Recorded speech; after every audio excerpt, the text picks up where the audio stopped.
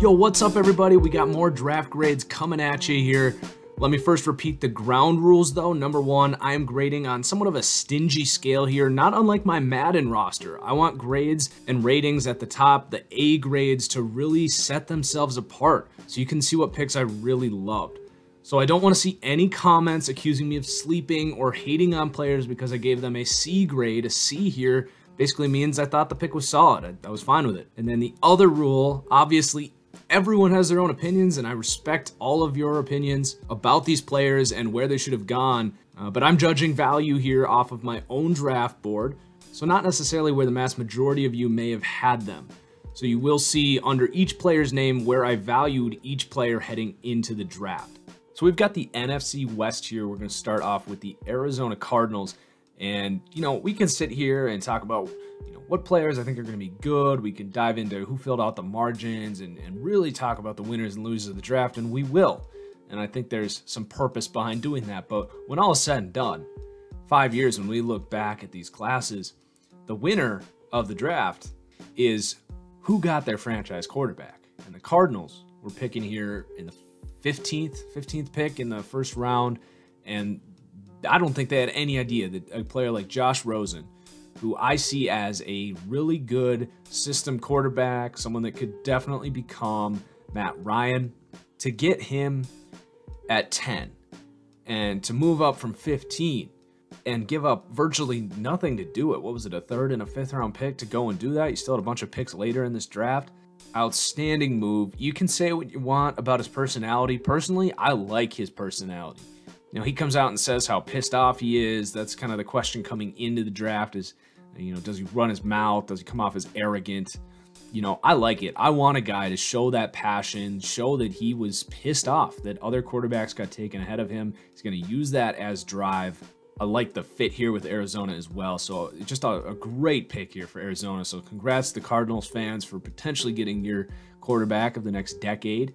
And then the second round here, I initially gave this pick a C, but the more I kind of sat here and thought about it, I had a second or third round grade on him. The reason I'm a little bit lower on this is I was really high on Anthony Miller and actually James Washington as guys. If they want that slot guy, yeah, those guys can play that. But this team does need outside guys too. You've got Larry Fitzgerald playing in that slot already. But, it's not like this was that big of a reach. I had Christian Kirk as a second and third round grade. He is going to be a really nice piece for Josh Rosen. I think of that Randall Cobb sort of Golden Tate type of player here, just really good in short to intermediate routes. I don't think he's ever going to be an elite number one, and I would have liked to see this team do more to address that. But I have talked about J.J. Nelson on Twitter as sort of an underrated player in this league. I think led the league in separation past 15 yards last year, which is really underrated. If that's true, he might be a better player than Brandon Cooks as a deep threat specialist, and he is getting underpaid. So, maybe they feel really good about what J.J. Nelson offers on the outside. Maybe they really like Chad Williams to step up. So, I'm not going to sit here and question what they felt they needed and how Kirk fits into this team. It does give them a long-term replacement in the slot as well for Larry Fitzgerald. So, a pretty solid pick here. And then the third round, they take a lineman, a center. This team needed pieces on that offensive line. They needed guys to play right away. They got that in Mason Cole. Good pick there. Fourth round, Chase Edmonds. Now, I liked a lot of running backs that went later in this draft, particularly John Kelly, but they see Chase Edmonds, I would think, as that third down receiving back. Think of like a Theo Riddick. They have David Johnson, so they don't have to knock this out of the park and find a steal. They need a guy that can contribute and take a little bit off the shoulders of David Johnson, who's had some injury questions lately. So I like that pick for Chase Edmonds. And then the sixth round, amazing pick here, Christian Campbell out of Penn State, a guy I compare to Trevor Williams, almost an identical player film with the same physical profile. Player for the Chargers that last year really broke out, was like a fourth round pick. And this Cardinals team kind of hid their cornerback needs when Tramon Williams comes in as a late free agent signing and was really one of the better corners in the entire league last year. So Tramon Williams is gone. And even Tyrann Mathieu gone as well, who played a lot of nickel corner and even a little bit of outside corner. So this team really needed a corner. And at this point in the draft, to get Christian Campbell, who I think, maybe he's not a year one starter, but I think he certainly could be. This depth chart definitely needed a good corner talent, and they got it here with Chris Campbell. And then 7th round, they take Corey Cunningham to hopefully make this team and fill out some tackle depth. But the biggie here is you get your quarterback. You got some nice pieces to simplify some things with shorter concepts, stuff that Josh Rosen's really good at, the short to intermediate passing game.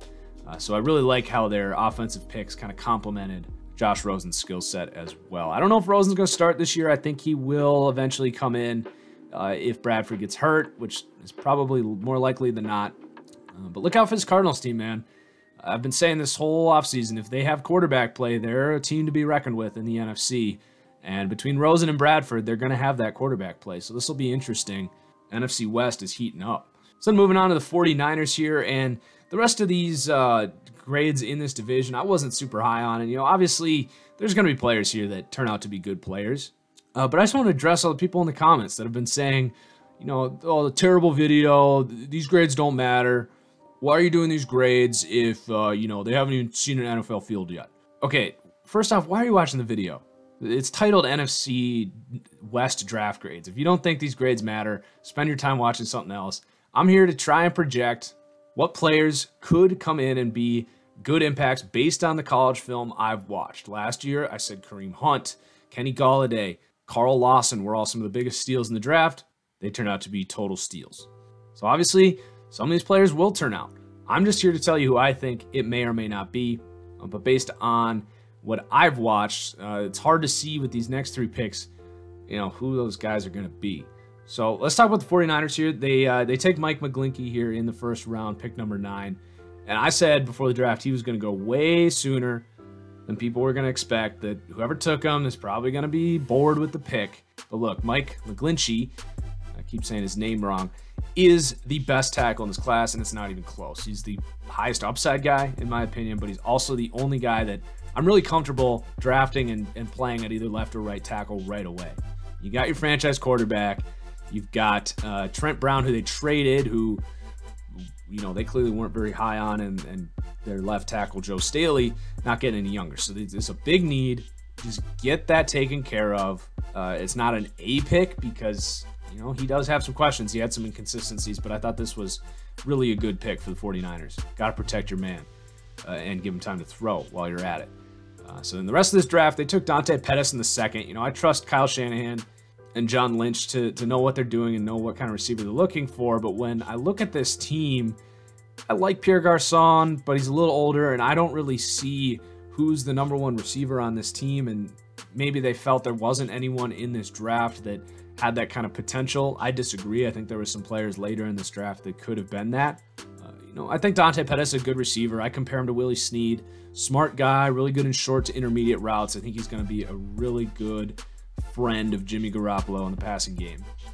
So I think this could work out. Just based on my evaluation, I didn't have anywhere close to a 2nd round grade on Dante Pettis. Then in the 3rd round, they took a couple of freaks here. Fred Warner, whose tape had a little bit to be desired, but his stock was really skyrocketing. I think a lot of people expected him to go sooner than maybe he should have. But, just a freak. I'm not really going to shred a team for taking athleticism at linebacker and just hoping they can be that Bobby Wagner, Deion Jones impact. And then Tarvarius Moore didn't spend a whole lot of time with his film, but man, can he fly around. He's fast. So 3rd round here, they are clearly saying we need to get faster in the 2nd level of this defense. They definitely addressed that with some raw talent there. In the 4th round, they took Kentavious Street, kind of a versatile D lineman.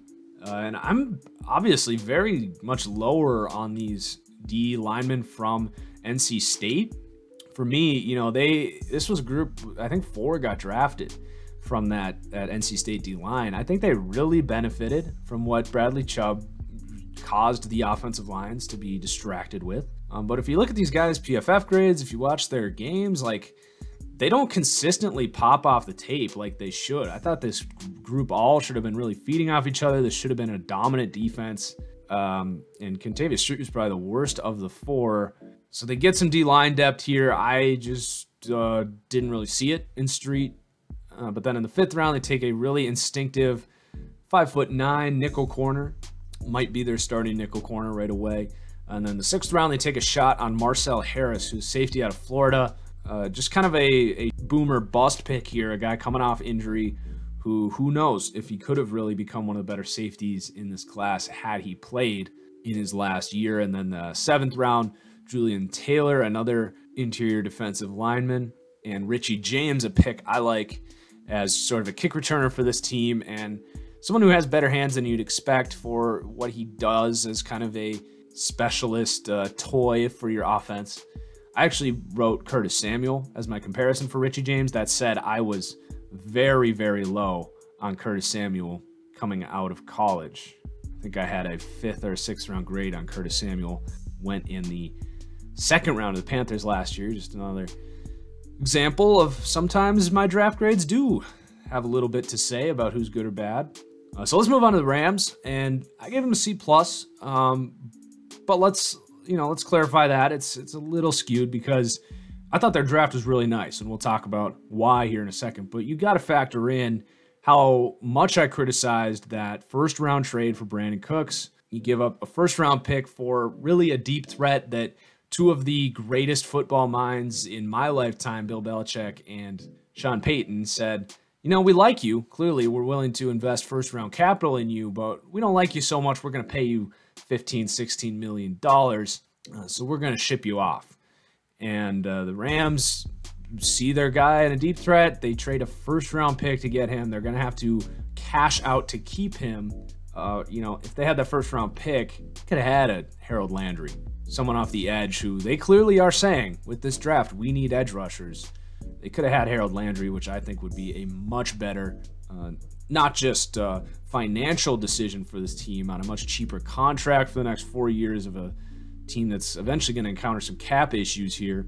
But frankly, I think Harold Landry would have been a bigger impact for this team than Brandon Cooks will be. So we'll see how that all plays out. And then the 2nd round pick, they don't even have one because they traded it for Sammy Watkins, who they let leave. So I think those were really poorly handled. I think receivers are the icing, not the cake. And you're investing most of your draft here into that receiver position. And I don't think either way you're getting a dominant number 1 receiver. So let's talk about their draft. They take Joel Joseph Noteboom here in the 3rd round. Really good pick. Outside of edge rusher, thought this was the biggest thing they needed to address was the long-term answer at left tackle for when Whitworth is done. And I believe his contract is up after this season. He's going to be 36 probably after this season. Noteboom is a really productive tackle for TCU. Going to be able to kind of sit in the oven for a year and potentially be this team's starting left tackle next season. So I like that pick a lot. 4th round, they take Brian Allen, who I had a priority grade on, but that's more about positional value.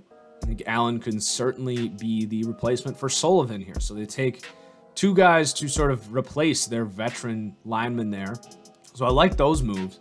And then they take John Franklin Myers here in the 4th round, kind of a project of sorts. He was a productive edge rusher at a small level, so maybe that translates right away, but I see him as more of a high upside developmental pick at a big position of need, that edge rush position.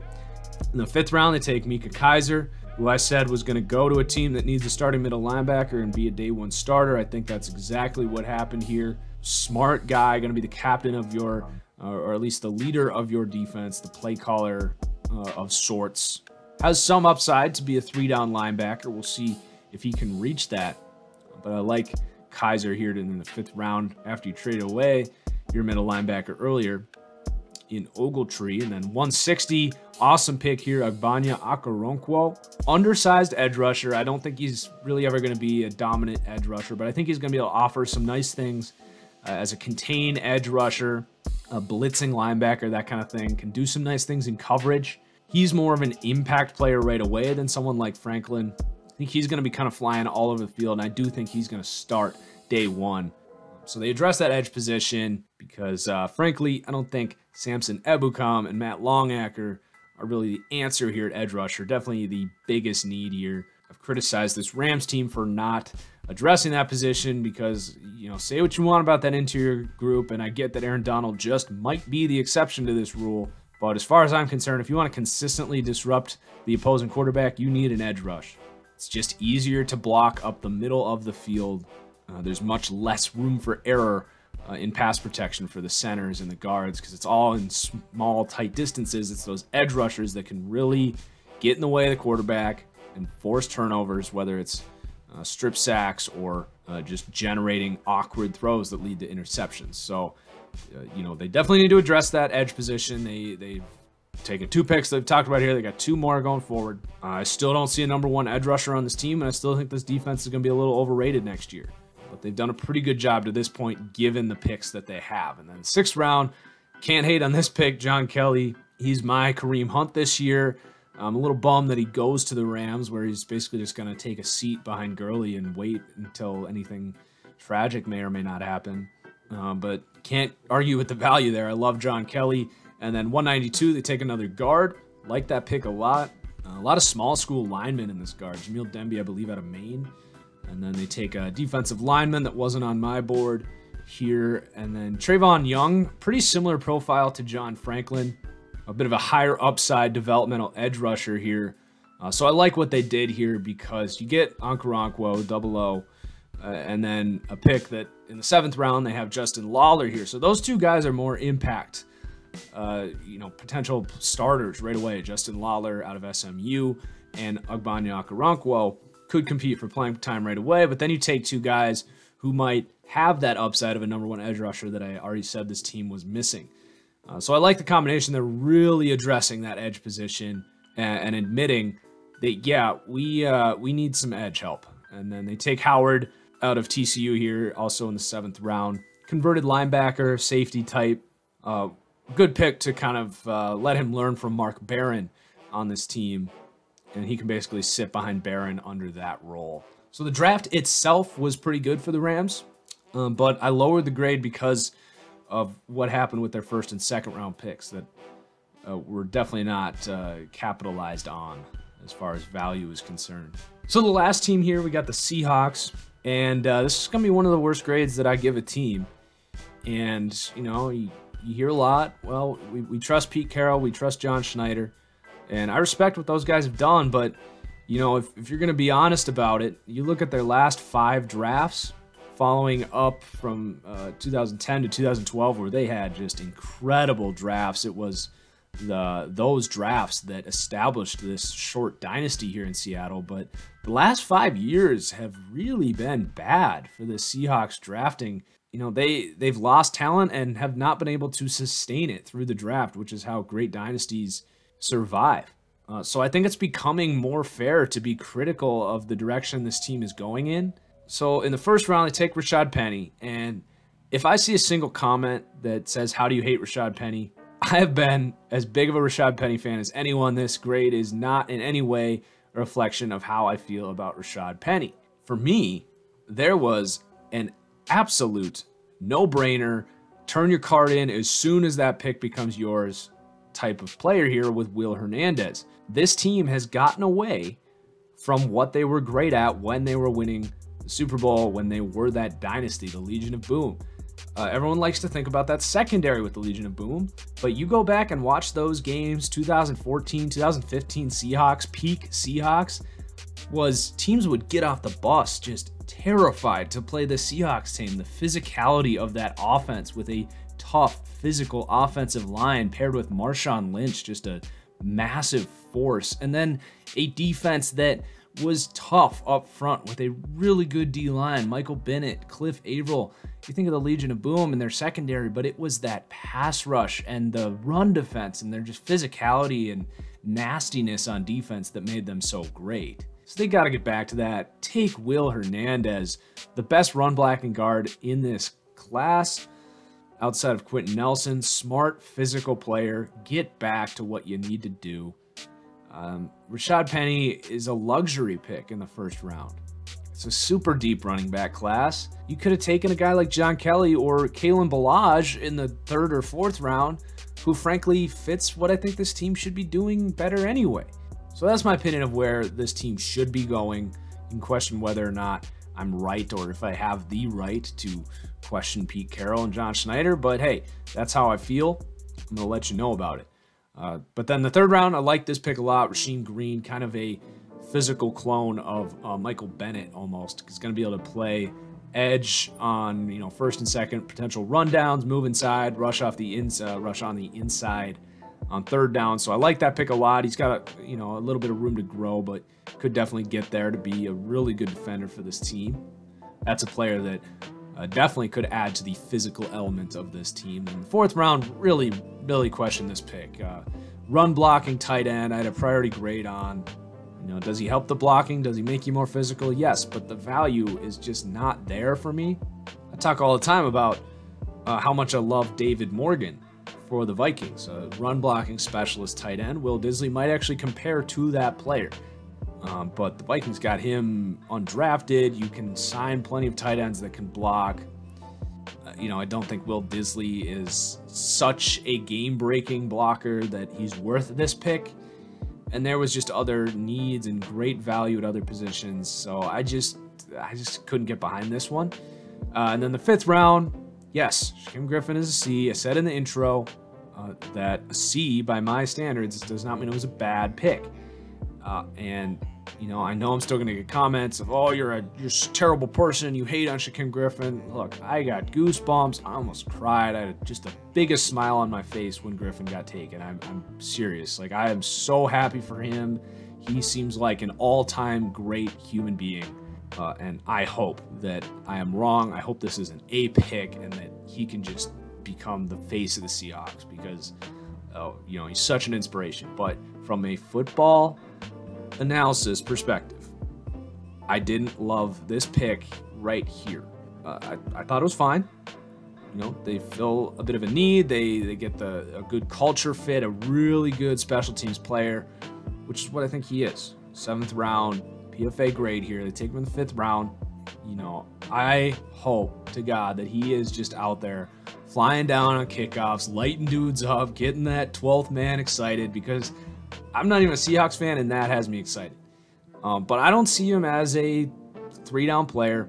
I think he can play in certain sub-packages in coverage as sort of an outside linebacker, kind of strong safety hybrid, nickel corner hybrid, blitz a little, cover a little. But, you know, to be honest, even if he had his arm on the left side, he's still an undersized edge rusher. He's 6'1", 230. If he had that arm, he would still get knocked for that. So he's going to have to play a different role at the next level. You know, I think, you know, you lose some coverage ability without that arm. You lose some tackling ability, especially in space. Keep in mind, I'm pretty sure Shaquille is his twin brother. I could be wrong, but I'm pretty sure he is his twin brother. And he's a cornerback. And you're talking about Griffin trying to translate as an outside linebacker or edge rusher. That's pretty unheard of for someone that small to play that position. So it's not just about the arm. It is also about the size. I hope I'm wrong. I hope this is an A pick. But from a football analysis perspective, I didn't love it when this team still, to this point, has not taken an offensive lineman. They take Trey Flowers, who they're going to try and convert from safety to corner, apparently. So a project before you take a tackle. You take a freaking punter before you take a lineman. And then you finally, you finally at 168 decide to go lineman? I just don't understand what they're doing here. Jones is a good player. He could freaking start for this team at tackle, who has just been a revolving door from like left guard to right tackle. Yeah, he could be a good player. But if I'm the Seahawks, I'm taking 2, 3, 4 linemen in this draft. Could have had some really good players. Colby Gossett, Cole Madison. As I talk about this 5th round here, you had a player in Tyrell Crosby who played virtually down the road at Oregon. You know, they seemingly like their West Coast players. Crosby was a highly productive tackle for Oregon for 4 years. And you could have had him here with any of these picks. So, man, questionable, not going lineman. It's been the criticism of this team for really the last few years is how can you just ignore that position entirely? And it just seems like more of the same here for the Seahawks. They grab Jake Martin, a raw edge rusher in college that I think is going to convert to outside linebacker in this scheme. And then Alex McGough, who is just their backup quarterback. So, you know, didn't love it. Did not love it at all. This team had an opportunity to really become more physical, get back to what they do well. It's kind of a scattered draft. I didn't love the value of a lot of these picks, so a D+ grade for me. It might be a little harsh, and I could end up being wrong, but that's just how I see it. So that does it here for the NFC is done. I'm going to try and get through the AFC. I might condense it. You know, we're getting towards the end of draft hype here, so I might condense it all into one video and just try and go a little faster here. But do like the video if you enjoyed. As always, cheers, and we'll see you next time.